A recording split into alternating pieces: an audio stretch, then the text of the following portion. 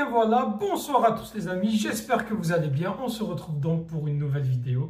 Et une vidéo, on va parler du mercato des Algériens, mercato de l'Algérie, mercato estival, les nouvelles. Alors je vais m'attarder sur quatre joueurs, parce que c'est soit des rumeurs, soit des possibilités, ça revient avec insistance, ou même des officialisations. Une officialisation que je vais vous parler, et on va parler bien sûr des mercatos liés au Qatar et de tout ce qui se passe avec le Qatar. Bon, commençons avec l'info qui est officielle et que j'aurais pu en parler depuis longtemps. Bon, j'en parle maintenant. Vous allez me dire, oui, mais le You t'a tardé pour parler du mercato, je sais pas quoi. Écoutez, on fait comme on peut dans la vie, hein. Voilà. Donc, je vais vous lire un petit peu cet article sur l'équipe qui parle de Aït-Nouri. Aït-Nouri qui signe officiellement avec Manchester City. Guardiola qui voulait Aït-Nouri. Et c'est fait maintenant, bah donc, c'est officiel. Aït-Nouri quitte Wolverhampton contre la somme d'environ 50 millions d'euros pour aller à Manchester City. Il va rejoindre Pep Guardiola. Et oui. Donc, c'était dans les tuyaux depuis plusieurs jours. Le transfert de Aït-Nouri a été officialisé lundi soir par le club anglais. Quand je parle de lundi soir, je parle donc de lundi dernier, c'est-à-dire, on parle du 9 juin. Ouais, du 9 juin. Et donc, il arrive en provenance de Wolverhampton pour 50 millions d'euros et il participera à la Coupe du Monde des clubs. Au moment où je vous parle, la Coupe du Monde des clubs de la FIFA a commencé, flop total de la Coupe du Monde des clubs. Et si tout se passe bien, demain à midi, heure de Montréal, Aït-Nouri va fouler la pelouse pour la première fois. Vraisemblablement, va la fouler pour jouer donc son premier match officiel avec Manchester City. Écoutez, c'est très bien. Aït-Nouri, honnêtement, en club, on sait qu'il fait de bonnes performances. En équipe nationale, malheureusement, on n'a pas un match très référent, surtout qu'il est souvent joué en tant que latéral droit, alors que Aït-Nouri pourrait être excellent en tant que piston droit. Maintenant, le problème qui se passe, c'est qu'il faut que Aït-Nouri, si maintenant il rejoint City, on espère que Guardiola va le upgrader, comme on dit dans un bon anglais. Il va lui faire apprendre le foot, le progresser surtout, parce qu'il a du talent. Aït-Nouri, on le sait qu'il a du talent, il a de la vivacité. Son problème, c'est qu'on a l'impression qu'il vient en Algérie, qu'il se fout de nous. Hein, ne nous fout pas de nous, Aït-Nouri. À un moment donné, on veut voir un joueur efficace.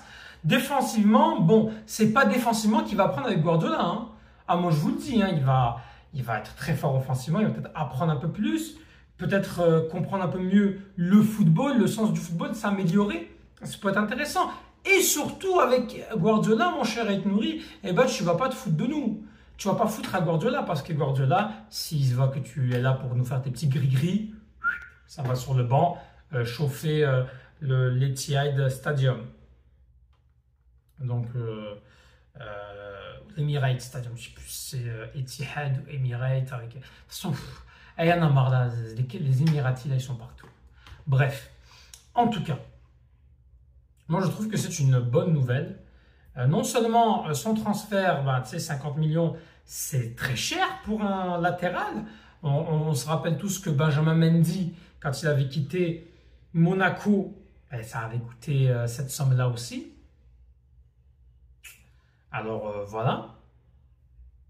Ensuite, d'ailleurs son transfert va rapporter, parce que dans le cadre d'un pourcentage à la revente, il va rapporter 11,5 millions d'euros au SCO d'Angers. Bon, c'est très bien pour le SCO d'Angers. Voilà pour Aït-Nouri, moi je trouve que c'est très bien. C'est très bien qu'il ait enfin quitté Wolverhampton. Il reste en première ligue, il est compétitif. Pour moi, il est passé devant Hadjam, et je pense que même aux yeux de Petkovic, il est passé devant Hadjam. Alors, il faut qu'il retrouve, qu'il garde un petit peu pour pas être derrière totalement. Même si c'est vrai qu'il a joué face à la Suède, ça reste quand même que Hadjam a quand même, une fois de temps en temps, sa chance. Voilà pour Aït-Nouri. Benasser. Alors, on a parlé de Benasser qui s'en va à El Douhail rejoindre Jamel Belmadi, ancien sélectionneur de l'équipe d'Algérie, donc sélectionneur actuel de El Duhail, et bien finalement Benasser qui dément. Benasser qui dément, il se prépare à Doha, mais ça ne veut pas dire qu'il est en train de faire un transfert à El Duhail. Il est à Doha pour effectuer un stage de préparation de 2 semaines. Pourquoi? Parce que Benasser doit retrouver physiquement. Benasser, c'est ça son problème qu'il a. Déjà avec l'Olympique de Marseille, c'est très bien qu'il reste. Le problème, c'est qu'il faut qu'à Marseille, il retrouve son niveau. Et s'il retrouve son niveau, c'est une très bonne nouvelle pour l'Olympique de Marseille. J'en parle d'une petite parenthèse de l'OM parce que bon, voilà, Benasser, putain de merde, je fais tomber des trucs partout. Bref, donc Benasser, c'est très bonne chose. Et finalement, bah, c'est une fausse alerte parce que voilà, il ne s'engagera pas avec El Duhail. Et tant mieux, j'ai envie de dire, parce que aller au Qatar, non merci. Non merci pour Benasser. Bref. Sinon, ce que j'avais à vous dire comme autre rumeur, bah, c'est Boulbina. Boulbina qui va être en route pour le Qatar. Les rumeurs sont folles et ça a l'air que c'est Jamel Belmadi qui... c'est quoi ça? Du son, là. Bref, c'est Jamel Belmadi qui a un petit peu monté les enchères. En tout cas, c'est ce qu'on dit. Belmadi voulait Boulbina.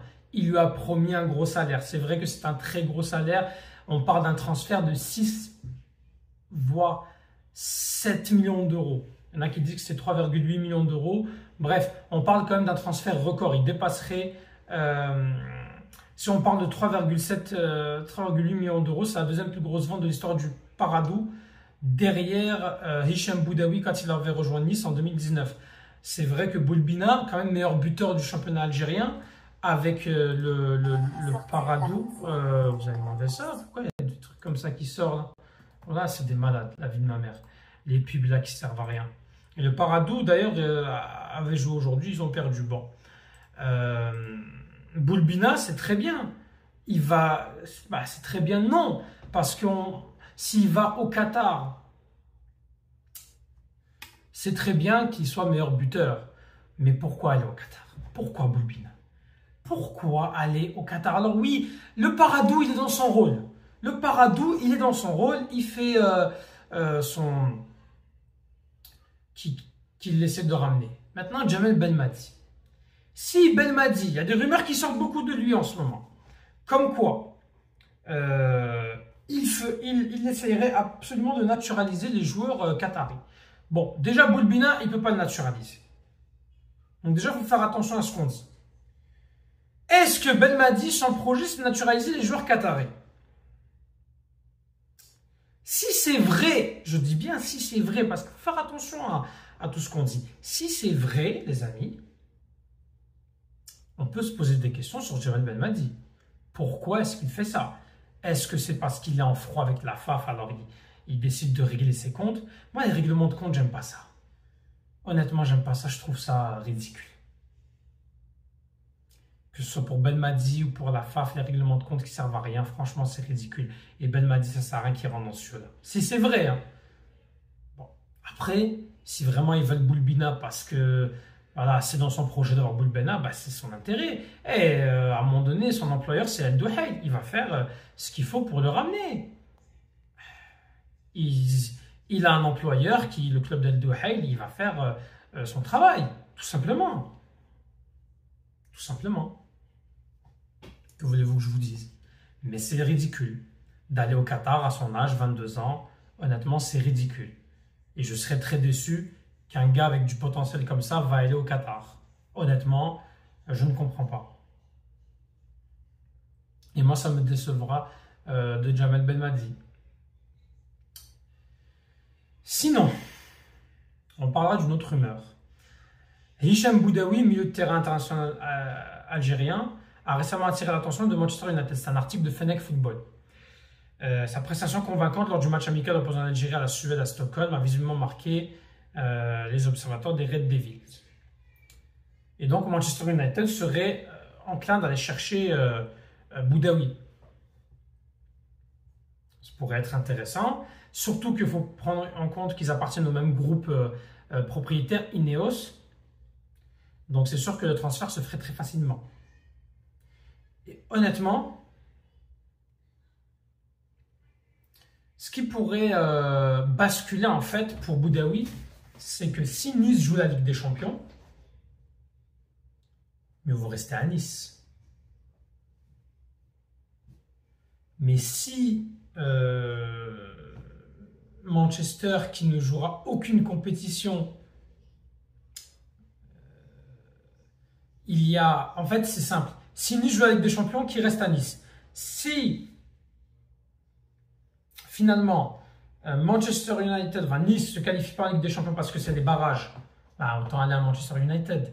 Mais honnêtement, moi personnellement, je trouve que même si il ne va pas en Ligue des Champions ou il va en Ligue des Champions avec Nice, ça y est, il a fait son temps. Ça fait 6 saisons qu'il est à Nice.